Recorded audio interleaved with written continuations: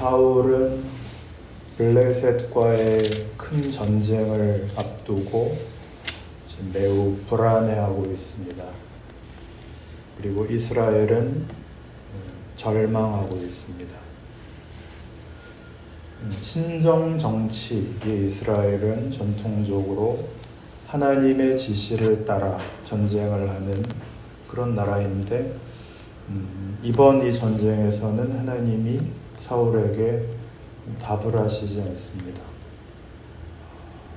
선지자를 보내주시지도 않고 직접 기도를 해도 들어주시지 않습니다.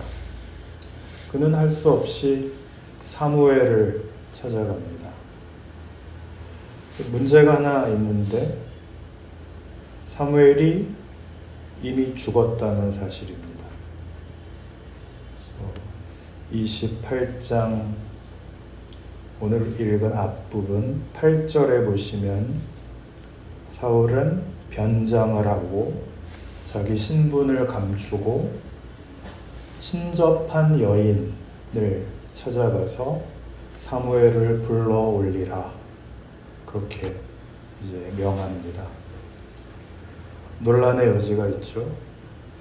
이것은 분신사바도 아니고 무당이 귀신을 불러내듯 신접한 여인이 하나님의 선지자를 이렇게 불러낸단 말인가. 그래서 이 본문은 오랜 기간 굉장히 많은 신학적 논란을 낳은 장면입니다. 그래서 여기에 대해 약간 설명을 하고 넘어가려고 하는데 복잡한 얘기일 수 있으니까 그냥 들어두시기 바랍니다. 잊어버리셔도 상관없습니다. 대표적으로 우리가 잘 아는 종교개혁가인 마르틴 루터나 장 깔뱅은 이 대목에 나타난 사무엘을 사탄의 장난으로 봤습니다. 하나님의 선지자인 사무엘이 강신술이나 초혼술 같은 그런 하나님이 싫어하는 방식에 의해서 등장할 수는 없다라고 본 것입니다. 설교를 준비하면서 찾아보니까 우리 한국교회의 그 보수적인 목사님들도 대부분 그렇게 생각하시고 설교하시고 강의도 하시는 걸 봤습니다. 그렇게 생각하면 쉽죠. 그러나 그렇게 쉽고 간단하게 이해하려고 하면 해결되지 않는 문제가 있습니다. 우선 오늘 우리가 읽은 성경 본문이 이 사울과 사무엘의 만남, 이 장면을 너무나 진지하게 둘의 만남으로 그렇게 묘사하고 있습니다. 사울에게 전하는 사무엘의 이 메시지가 너무나도 정교하게 여호와의 이름으로 전달되고 있다라는 점이죠. 그리고 이 일들은 후에 그대로 이루어집니다.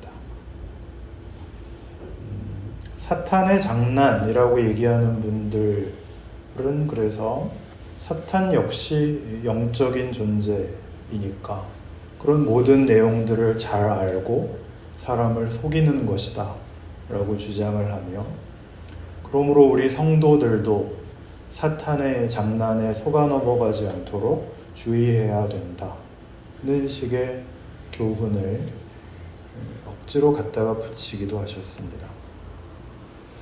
또 다른 신학자들은 이렇게 설명을 합니다. 하나님의 역사는 이런 초혼술을 통해서도 얼마든지 사무엘을 불러올릴 수 있다는 것입니다. 이것도 역시 좀 위험스러운 해석이라고 생각을 합니다. 그렇게 되면은 목적을 위해 마치 수단은 상관이 없다. 그런 식이 되니까. 이 대목을 우리는 어떻게 이해하는 것이 적절할까요? 다행스럽게도 우리는 이 성경 본문 속에서 이 문제에 대한 해결의 실마리를 찾을 수가 있습니다. 오늘 읽은 본문 앞에 28장 11절을 보시면 신접한 여인을 찾아온 사울에게 여인이 내가 누구를 내게로 불러 올리랴 합니다.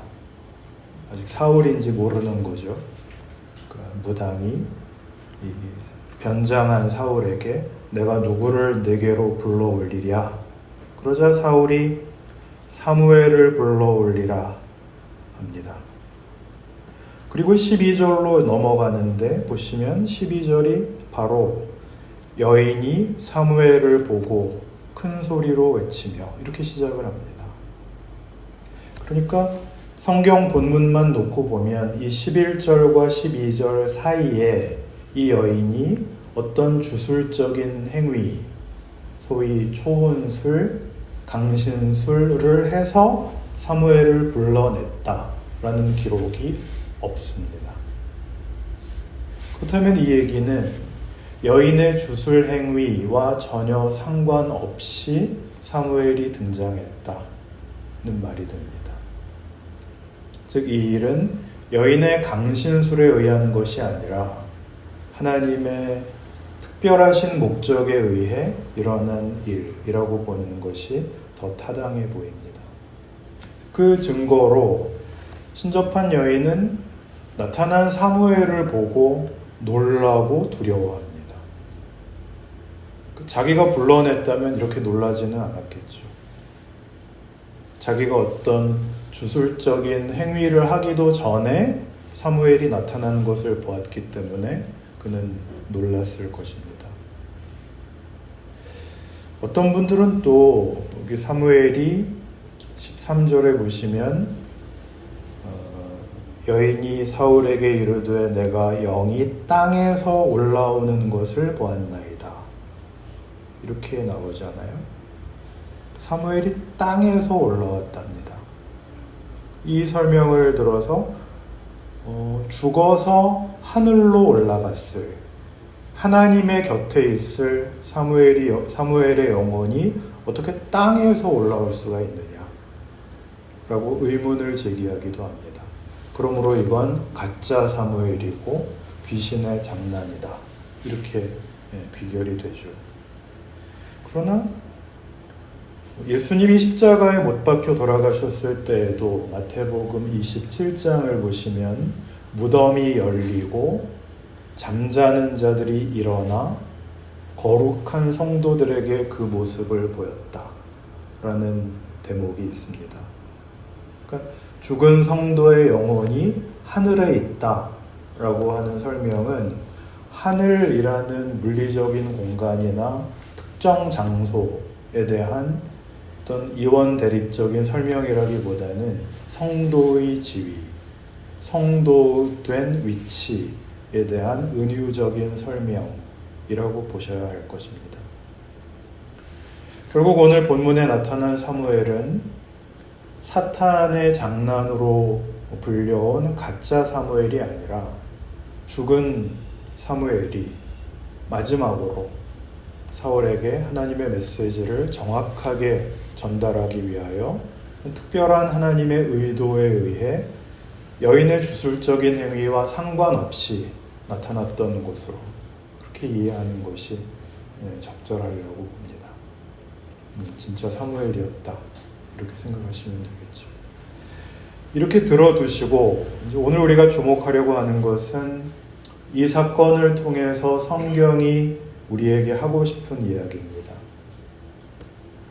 무당이나 신접한 행위는 이스라엘에게는 당연히 금지된 것이었고 본문 28장 3절에도 보시면 사무엘이 죽었을 때 사울 왕이 스스로 신접한 자와 박수를 온 이스라엘 땅에서 쫓아냈다. 그런 얘기가 나오거든요.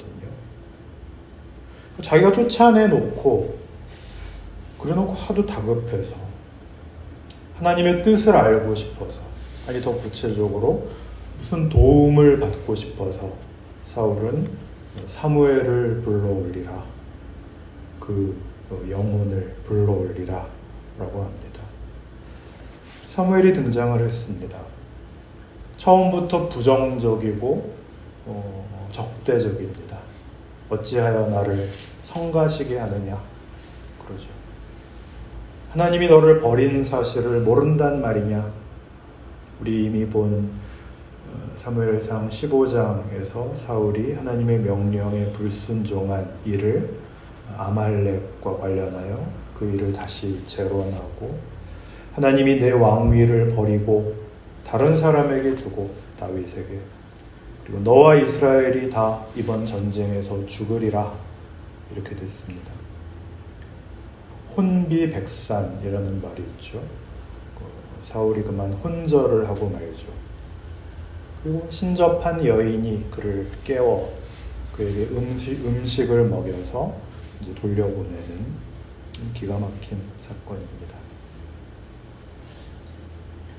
어쩌다가 사울은 그 신정국가의 그 신정 정치를 대리하는 대리자로서 스스로 왕으로서 가지는 권세보다 큰 하나님의 통치를 대행하는 그 권위와 영광의 자리에서 이런 나락으로까지 떨어졌을까 하는 것이 사무엘서의 중요한 이야기가 되죠.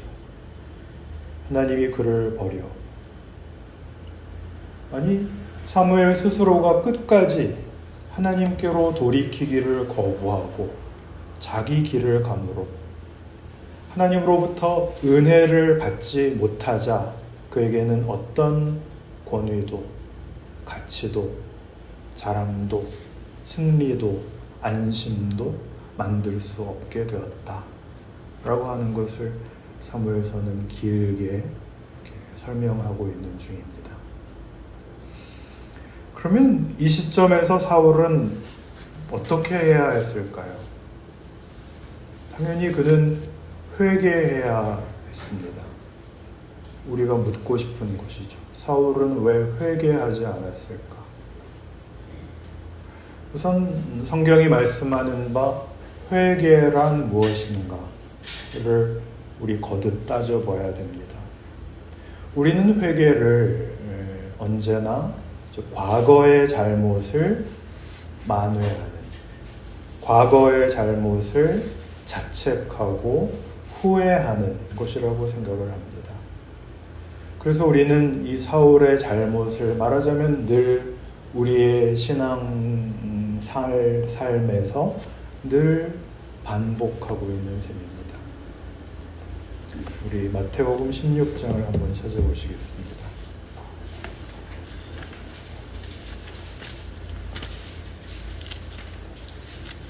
마태복음 16장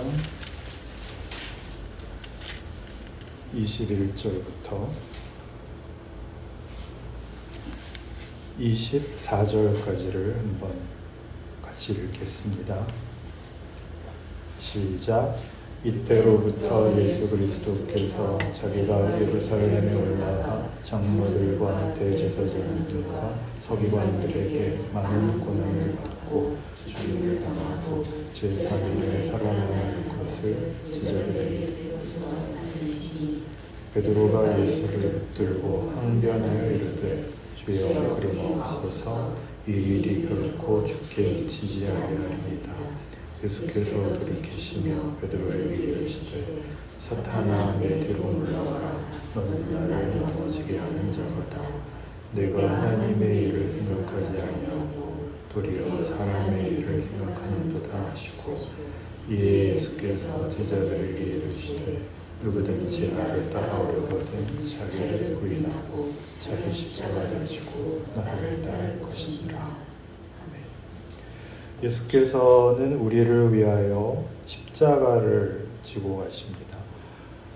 로마서 4장 25절의 표현에 의하면 예수는 우리가 범죄한 것 때문에 내줌이 되고 또한 우리를 의롭다 하시기 위하여 살아나셨느니라 입니다.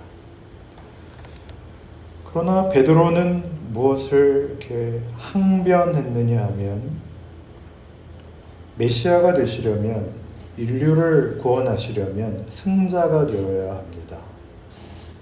권력을 가지셔야 됩니다. 적군을 때려 엎어야 됩니다. 예수님의 대답은 그거 아니다 였죠. 그게 사탄아 물러가라 였습니다.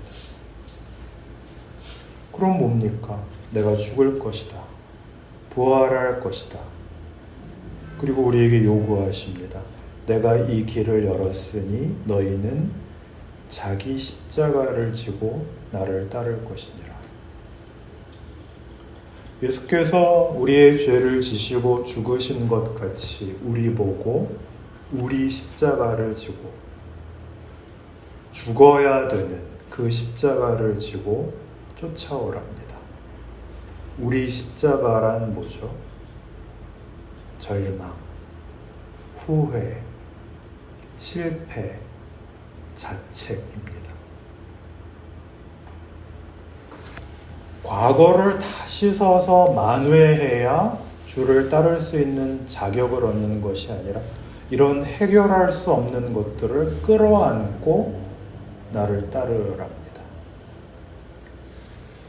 회개 기도를 많이 해서 깨끗해져야, 누구 말대로 가게에 흐르는 저주를 끊어야 이 문이 열리는 게 아니라 우리가 해결하지 못하는 것, 부끄러운 것, 그냥 메고 들어오랍니다. 그게 십자가의 길이랍니다. 그걸 어려운 말로 제자도라고 합니다. 우리는 회개라 그러면은 후회와 결벽으로 가는 겁니다. 기도원으로 가고 무슨 집회에 열심히 참여하고 그래서 내가 깨끗해지는 것. 물론 그건 모두 정당한 신앙 행위입니다. 그게 왜 나쁘겠어요? 그러나 뭐가 문제가 된다고요? 후회와 결벽에 묶여서 오늘 자기 십자가를 지고 주님을 따르는 길을 시작을 못하고 있죠. 뭘 어떻게 시작하라는 걸까요? 아까 마지막 만찬 자리에서의 그 시비가 있은 후에 있었던 일이 요한복음에 의하면 이렇게 되어 있습니다. 새 계명을 너희에게 주노니 서로 사랑하라. 이건 우리의 기대와 얼마나 거리감이 있는 요구예요. 나라를 구해라. 큰 교회를 이루어라. 전도해라. 아프리카에 가라. 그게 훨씬 실감이 나는 것 같은데 서로 사랑하라. 이게 주님 무슨 뜬구름 잡는 얘기입니까? 그렇게 나올 수 있죠. 아니요. 예수를 믿으면 죄를 안 짓는 거 말고 무슨 기념비적인 일 말고 이걸 합니다. 지금 당장 오늘부터 서로 사랑해라. 사랑이라는 단어를 우리는 왜 이렇게 좀 너무 피상적이고 뜬구름 잡는 얘기로 생각을 할까요? 성경이 얘기하는 사랑은 굉장히 구체적이죠. 뭐였죠? 사랑은 오래 참고 오랜 고통. 일단 눈에서 힘을 빼고 좋은 표정을 가지고 내 옆에 사람에게 따뜻한 말 한마디 하는 것. 언제나 할 수 있는 것. 오늘 할 수 있는 것. 그 오늘을 과거를 뒤지고 죽은 선지자 찾아가듯이 어제를 끌어다가 만회하려고 하지 말고 오늘 시작을 하라는 것입니다. 사탄이 와서 그러죠. 너는 무슨 자격으로 와서 기도를 하냐? 너 지난 주간에도 이런 잘못을 했잖아. 오늘 주일인데 오늘 아침부터 너 성질 부리는 거 내가 아는데 그래 놓고 거룩한 척. 이게 말이 되냐? 그러나 그런 걸 다 넘어서는 것이 십자가 아닌가요? 내 잘못한 것이 폭로되는 것, 내 잘못한 것이 어떤 징벌로 오는 것, 내 잘못한 것이 희망을 가질 수 없을 것만 같은 자책, 그걸 넘어서는, 그게 아니라면 누가 예수를 믿겠어요? 이게 말하자면 사울과 다윗의 분기점입니다. 누군가의 말처럼 도대체 어떤 종교가 십자가에 못 박혀 죽는 신을 믿으라 그래요? 어떤 종교가 죽음을 상징하는 걸 죽음의 상징을 걸어놓는 그런 종교가 어디 있겠어요? 아내가 유럽 여행길에 보니까 거기는 길거리 그 곳곳에다가 마을 입구 뭐 이런 데다가 십자고상이라고 그러죠. 예수님이 못 박혀 있는 그 십자가를 그것도 실물 크기로 세워놨대요. 우리는 가톨릭 교회에서도 그렇게 적나라하게 걸어놓진 않잖아요. 그 예술적인 작품들을 이렇게 세워놓죠. 근데 여기는 제가 사진으로 보니까 색깔도 전부 사실적으로 이렇게 해놔서 지나가다 보면 그게 섬뜩하고 기괴해 보이기도 하고 그게 사실은 그게 십자가죠. 고린도전서 1장에 보면 그 십자가에 대한 사도 바울의 정의가 나오는데 한번 찾아봅시다. 고린도전서 1장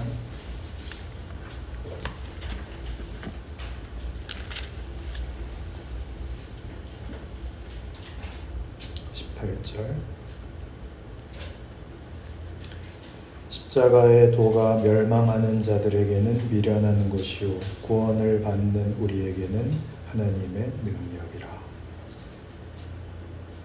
22절 유대인은 표적을 구하고 헬라인은 지혜를 찾으나 우리는 십자가에 못 박힌 그리스도를 전하니 유대인에게는 거리끼는 것이요 이방인에게는 미련한 것이로되 오직 부르심을 받은 자들에게는 유대인이나 헬라인이나 그리스도는 하나님의 능력이요 하나님의 지혜니라.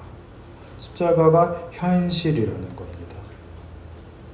십자가를 설명을 하고 논리적으로 얘기를 하라고 뒤에다가 걸어놓는 게 아니라 이건 역사라는 겁니다. 현실이고 구체적으로 우리 모두에게 준 하나님의 증언입니다.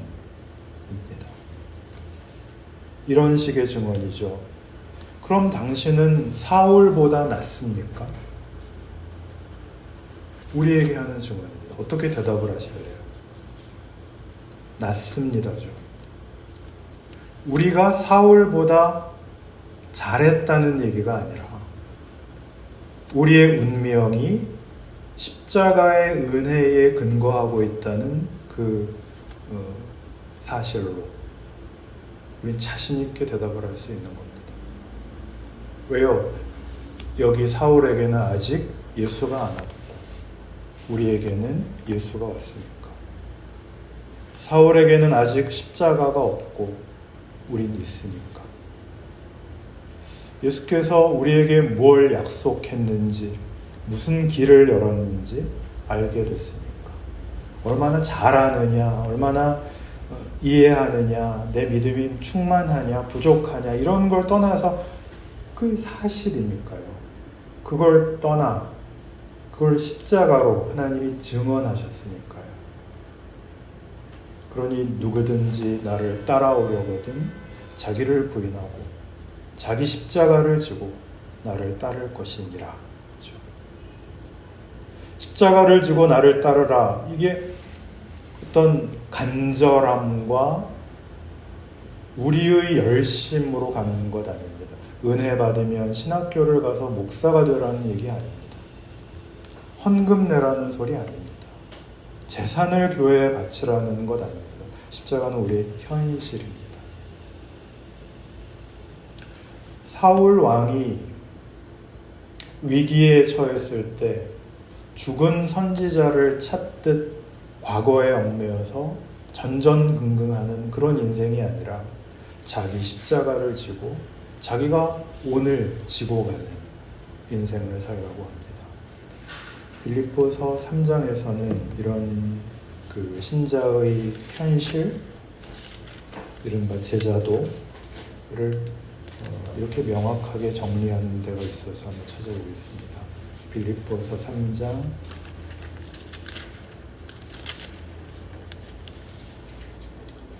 10절